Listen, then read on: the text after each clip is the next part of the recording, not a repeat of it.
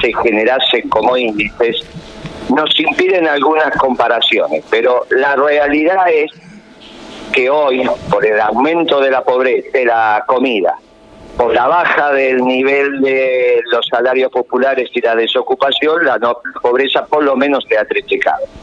Estos datos te los va a empezar a decir el INDEC.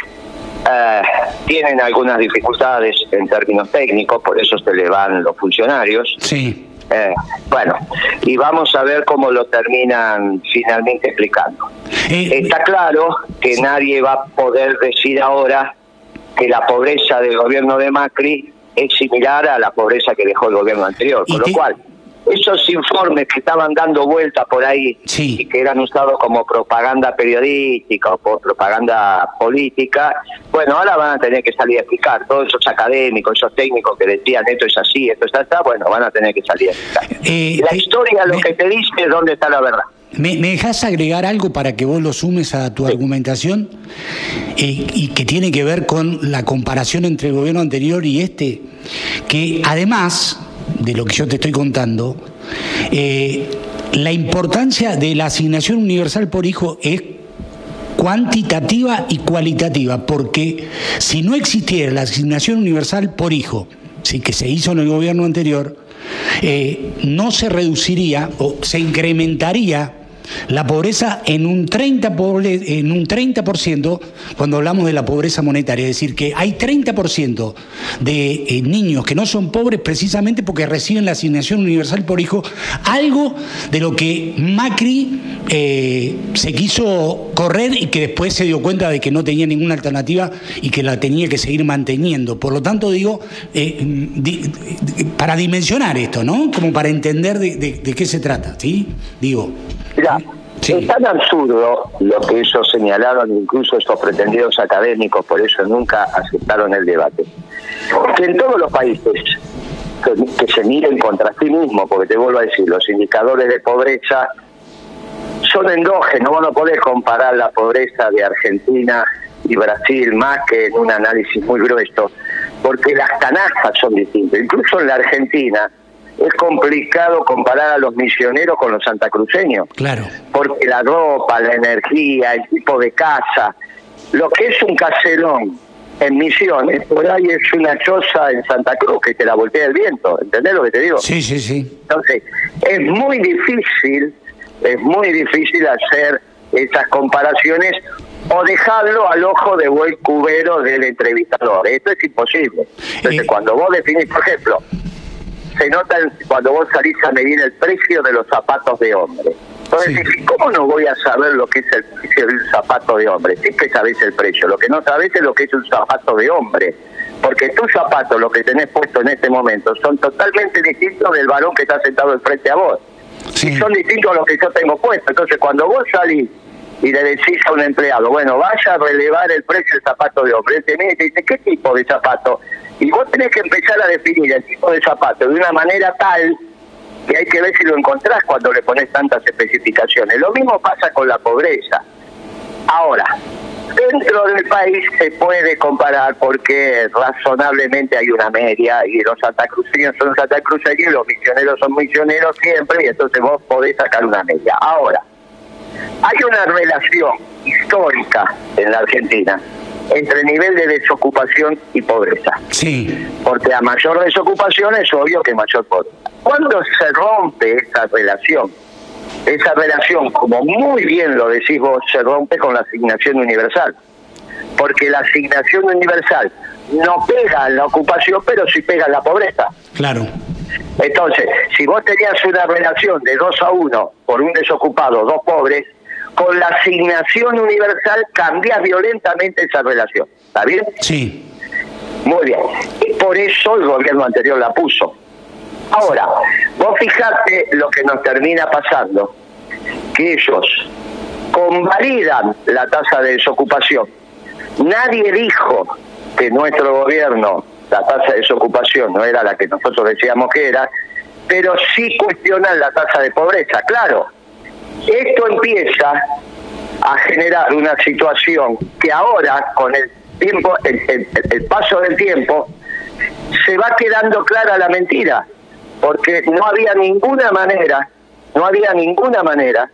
de que si la desocupación en la Argentina era la que era, y nadie la cuestionó, la pobreza tampoco fuera la que era. Sí.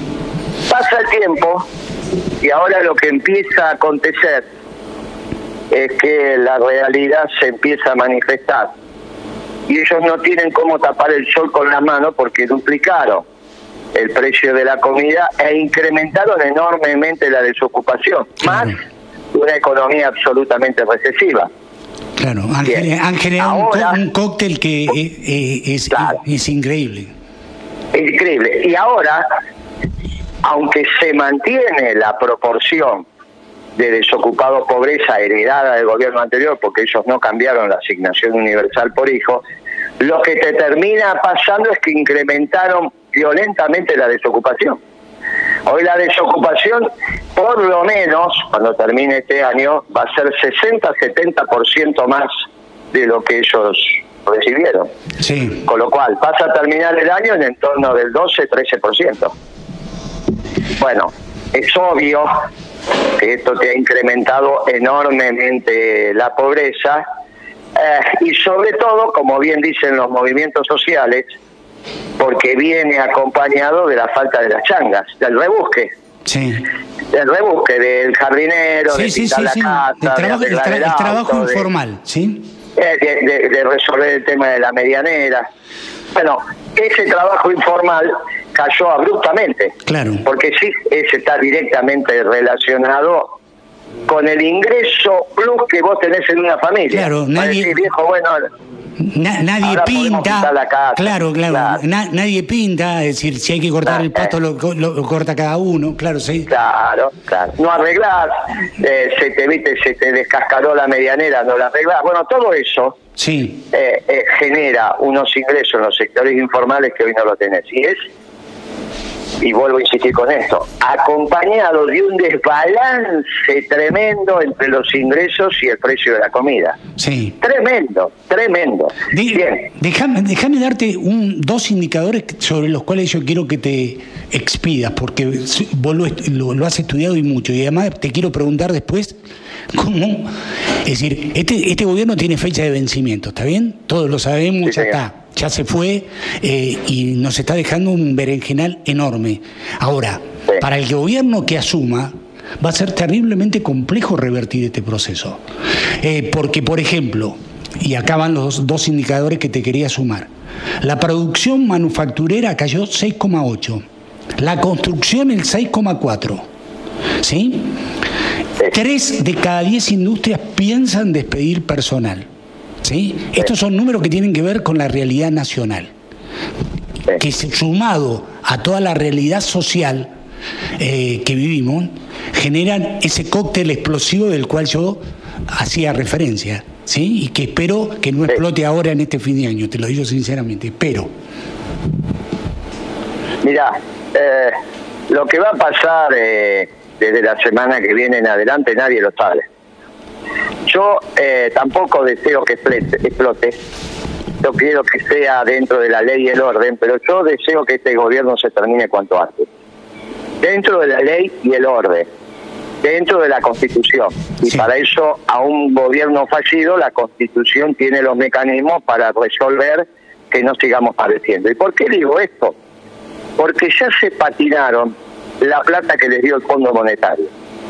Ya se patinaron 15.000 millones de dólares en 90 días con la gestión de este chico Caputo del Banco Central, y ahora ya se acaban de patinar el primer desembolso que le dieron del segundo tramo. Pero se van a patinar toda la plata que falta. Nos va a quedar la deuda y no va a quedar ningún beneficio de esa plata. Entonces, lo que tenemos que hacer es pensar seriamente, si no hay que dar vuelta a la página, y que esa plata no sea malgastada, ¿sí? Porque en realidad no es una decisión sabia malgastar la última plata que te está dando el mundo, y el mundo ya te avisó que no te da más plata. Cuando no te dan más plata, la realidad se va a imponer de una manera tal que va a ser mucho más grave. Entonces es preferible que pensemos seriamente un gobierno de transición. Y esto es lo que estamos hablando con los radicales. ¿Qué te dicen los radicales? Miren, nosotros vamos a esperar a marzo y ver cómo dan las encuestas. Si las encuestas dan favorable, veremos. Y si dan desfavorable, nos vamos de gobierno. Y yo les digo, miren, marzo es largo plazo. Ustedes seriamente tienen que tomar la decisión ahora. Y esto te lo digo, lo hablo con los economistas radicales y lo hablo con los dirigentes políticos radicales.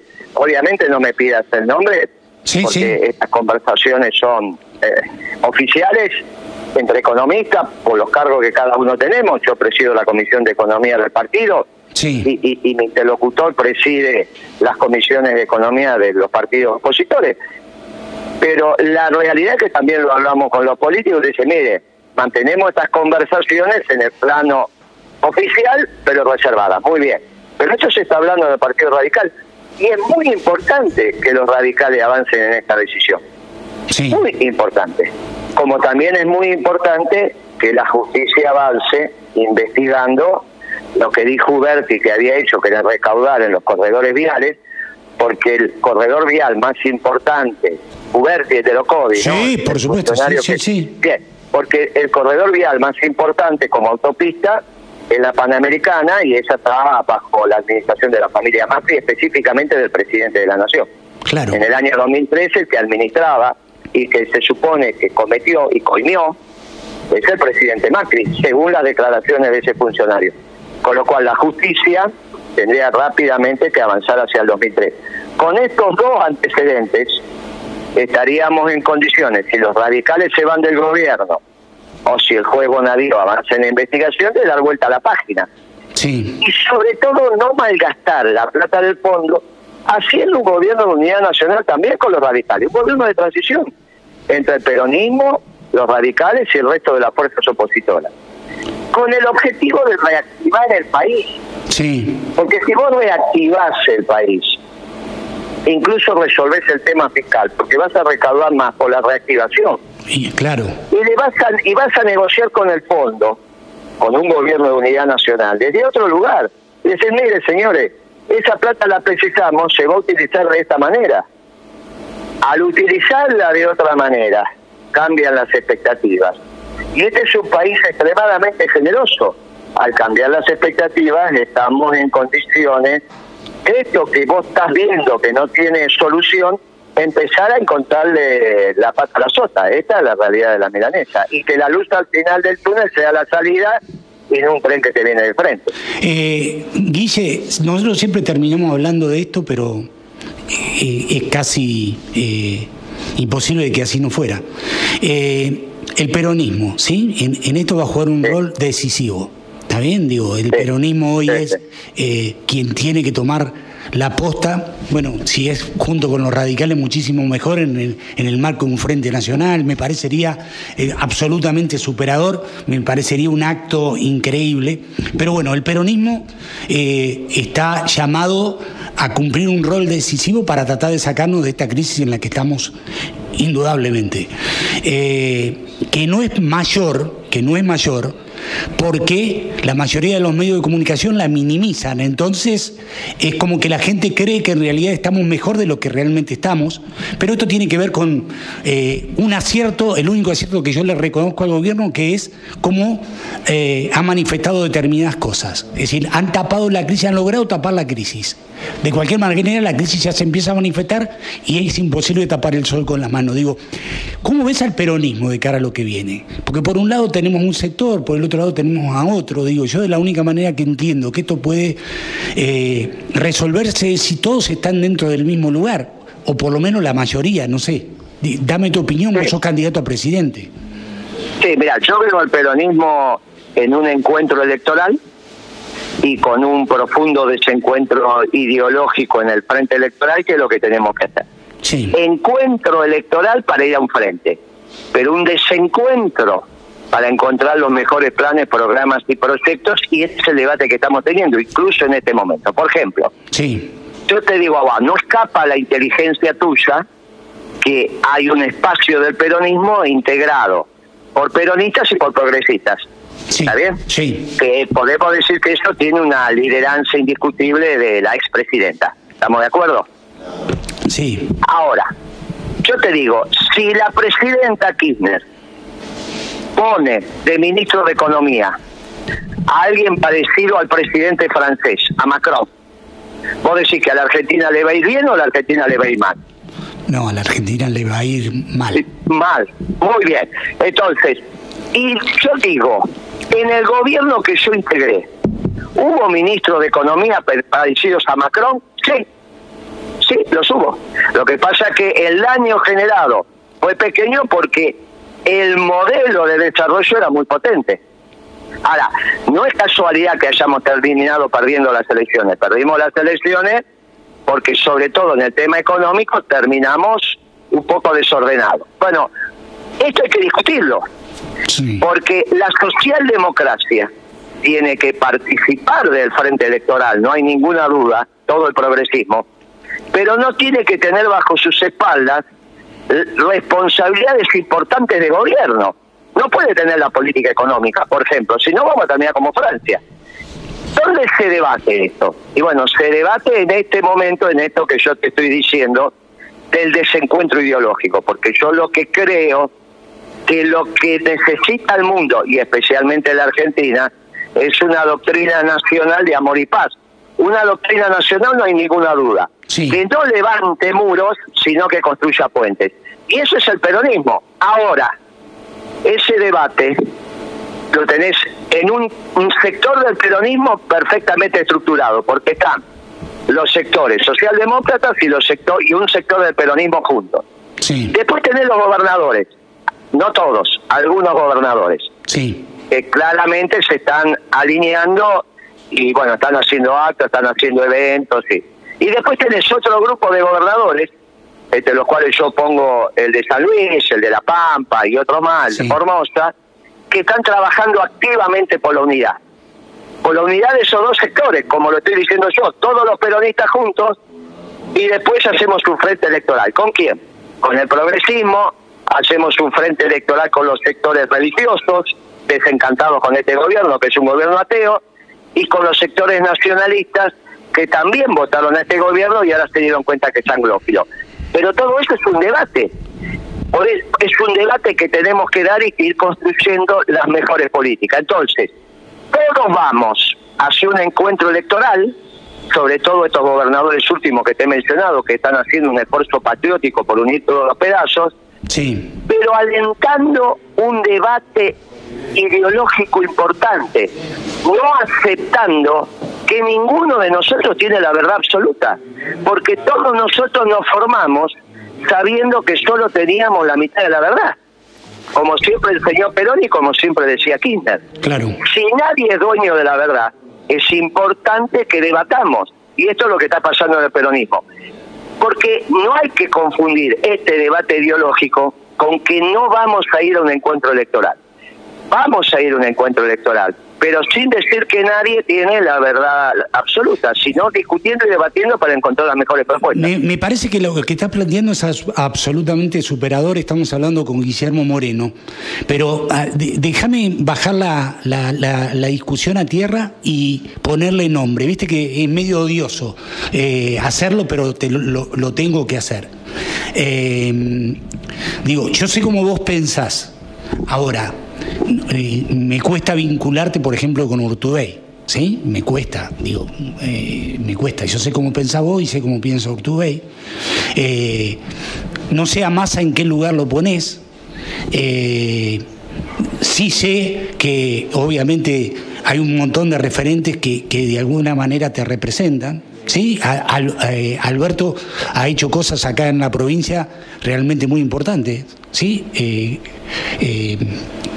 Disparó la cláusula gatillo y le dio un 42% de aumento de los empleados estatales, por ejemplo.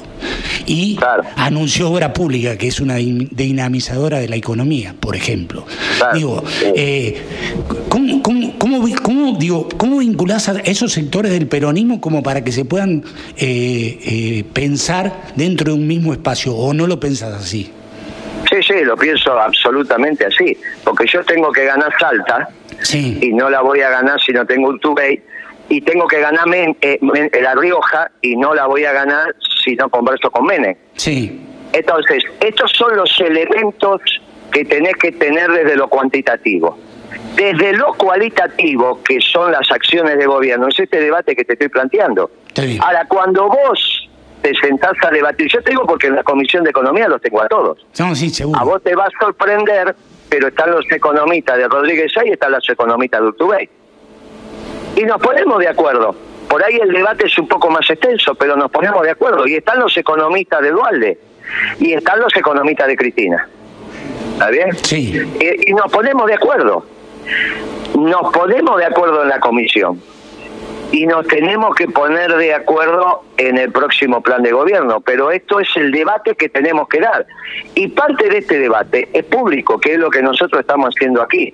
Sí. Yo no le tengo temor al debate. Finalmente la situación va a ser tan catastrófica, la que vamos a heredar de este gobierno, que no es que la posición de Urtubey va a ser tan distinta en el esquema de salida. No es que Urtubey te va a decir, no, mire, nosotros para salir de esta situación tenemos que ajustar la economía.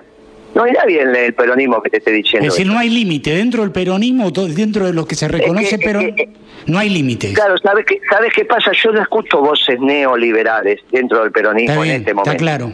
Pero sí escucho voces socialdemócratas que son muy peligrosas.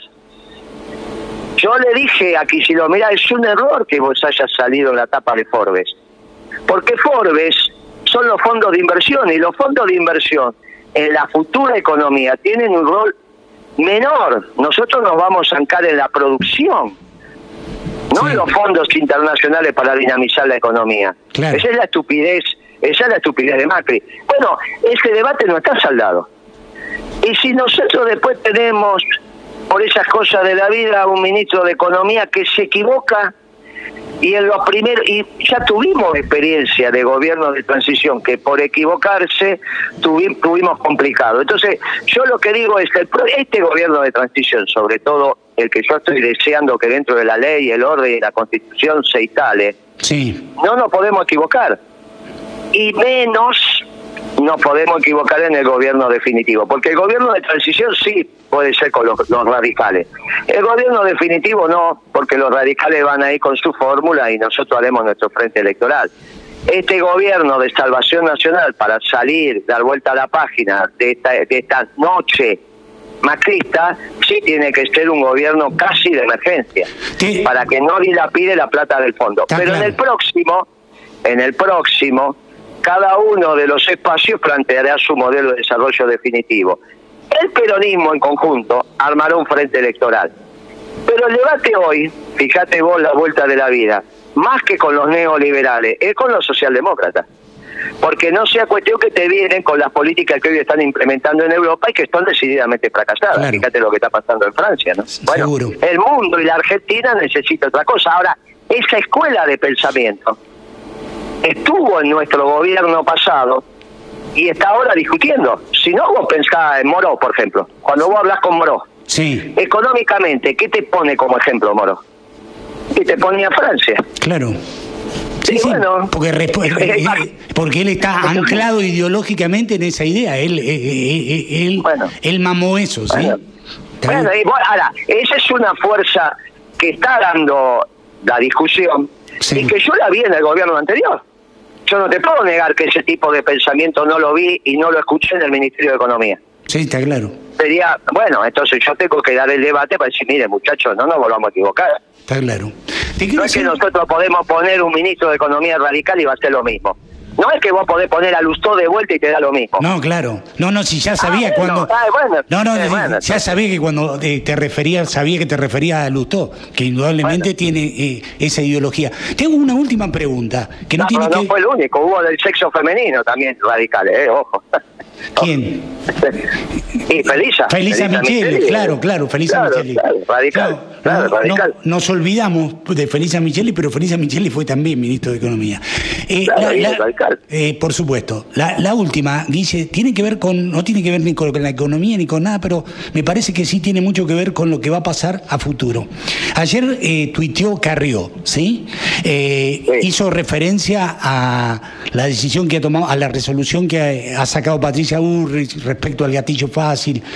Estoy tratando de sintetizar.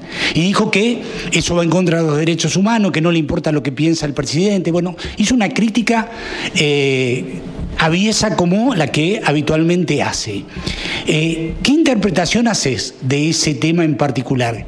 Te tiro un multiple choice, es decir, Carrió quiere ser la opositora del gobierno, por eso dice lo que dice. Carrió juega al policía malo para darle la posibilidad a Macri de ser el policía bueno, es decir, marque con una cruz, ¿sí? Sí. ¿Cuál te parece? Yo creo que no, la primera instancia, no hay ninguna duda. La primera, ella está pensando con los radicales quién se va primero. Claro. Ella está de alguna manera decidiendo en este momento, junto con los radicales, quién pega el salto. Y empieza por ese lado. Yo te digo, mirá, para ir al fondo de la cuestión, esa resolución de la ministra sí.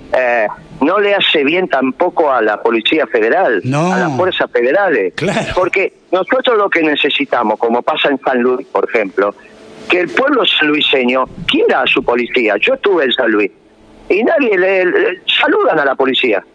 Saludan, a vos te paran en la ruta y decís qué hacés, cómo andás. No le tenés miedo a la policía sanluiseña. A ver si me entendés lo que yo te quiero decir. Totalmente. Porque, sí. Pero escúchame, siempre va a haber gente que viva de lo ajeno, incluso en San Luis. Y vos necesitas policía para que reprima al que vive de lo ajeno. Es así la ley de la vida, ¿está bien? Sí, claro. Muy bien. Entonces vos la policía la tenés que querer, le tenés que enseñar a tus niños, a tus adultos, a querer el uniforme, no a odiarlo. Y vos no, el amor nace de la confianza, no de la desconfianza. Si vos tenés la desconfianza y pensás que un poli te va a matar, vos no lo vas a amar nunca. Entonces esto no le sirve a los federales. Pero no solo no le sirve por el amor a su pueblo. Y yo le digo a los federales, mírense en el espejo del ejército. El ejército argentino era un ejército amado por su pueblo. Tal es así que el mayor líder fue un general. El mayor líder de este pueblo fue un general. Ahora, después el ejército se equivocó y terminó odiado por su pueblo. Entonces, le digo a los federales, miren, no se equivoquen, este reglamento no les sirve porque no captan el amor de su pueblo. Y después le digo a los federales, miren, cuidado, ustedes son una fuerza, como corresponde a toda fuerza policial, vertical. Ahora resulta que cualquier agente puede ordenar fuego. Esto no es así. Ordenar fuego lo ordena el superior. Si hay un oficial superior, el oficial superior. Y si no, el rango que corresponde. No es que tenés autonomía para abrir fuego en una fuerza vertical. Y lo que hace este reglamento es desordenar el mando. Claro. El mando es importantísimo. No es el problema del saludo, que decía, usted es un inferior y me saluda a mí que soy el superior. No es el saludo. Eso te va preparando para que cuando vos tenés que abrir fuego, alguien dice fuego. ¿Y quién es? El que manda. Ahora resulta que cualquiera puede abrir fuego. Esto es un disparate. Esto es un disparate. Este reglamento está hecho por gente que no está preparado, como es la inmensa mayoría de este gobierno. No están preparados, no entienden, no estudian, no saben, son unos ignorantes y por eso hay que dar vuelta a la página. Este reglamento a los que menos le sirve es a la fuerza de seguridad, eso te lo garantizo. No tengo dudas. Guillermo, te mando un abrazo, como siempre muy generoso conmigo, gracias. No, gracias por tu llamado, un honor hablar con vos y si no hablamos antes de fin de año te deseo una hermosa Navidad, que estés junto a tu familia y rezá por la paz y la concordia de nuestro pueblo que la precisamos. Lo mismo para vos. Un abrazo, Guillermo. Gracias. Gracias, amigo. Hasta luego. Chao, nos vemos. Guillermo Moreno.